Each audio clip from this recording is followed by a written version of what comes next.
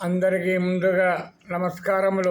April నెల 10వ తారీఖు 2026 సంవత్సరం ఈ శుక్రవారం రోజున అమ్మవారి దివ్యానుగ్రహం అందరికీ నిండుగా కలగాలని, ప్రతి ఒక్కరూ అమ్మ దయానుగ్రహంతో చల్లగా వర్ధిల్లాలని మనసారా అమ్మని ప్రార్థిస్తూ ఓం శ్రీ మాత్రే నమః.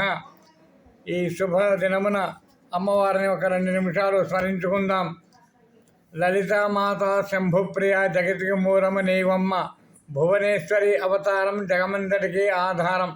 హేరంబునికి మాతవుగా హరిహరాదుల సేవింప, చండుని ముండుని సంహారం చాముండేశ్వరి అవతారం.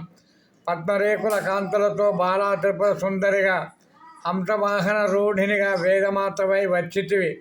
శ్వేతవస్త్రము ధరించి అక్షరమాలను చేబూని భక్తి మార్గము చూపితివి.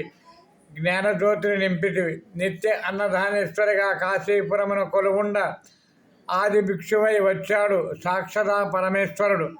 కదంబవన సంక్షసారినిగా కామేశ్వరుని కళత్రముగా, కామితార్థ ప్రదాయనిగా కంచి కామాక్షి అయినావు.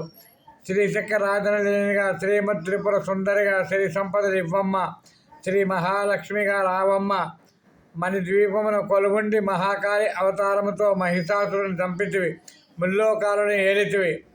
శ్రీ లలిత అమ్మవారి స్మరణతో ఈ రోజున అమ్మ దయతో అందరూ చల్లగా ఉండాలని, ఆ తల్లి దివ్యానుగ్రహంతో ప్రతి ఒక్కరూ నిండు నూరేళ్ళు ఆయురారోగ్యాలతో చల్లగా వర్ధిల్లాలని మనసారా వేడుకుంటూ, నేను పలికినటువంటి 2 పలుకులు కూడా మన తండ్రి అయిన అరుణాచల శివయ్య పాదపద్మములకు సమర్పించుకొనుచున్నాను. నమస్కారములు.